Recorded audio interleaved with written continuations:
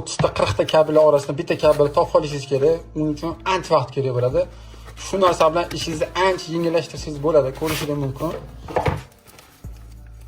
Kabelni tester deylar ekan. Bunisi alohida, bunisi alohida. Batareyalar alohida chiqadi. Men o'zim bunga alohida qo'yib oldim. Buni qanaqa ishlatamiz desanglar, yoqamiz.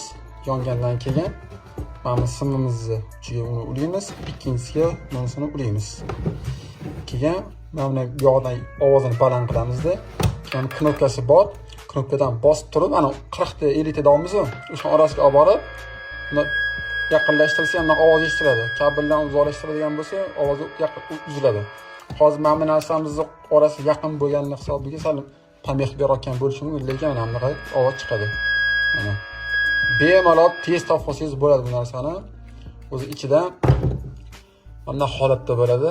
Batareyasi alohida, bunga alohida, bunisiga alohida joylashadi. Buni narxi 150 ming so'm. Narxiga arziydimi yo'qmi? Izohlarda yozib qoldiringlar.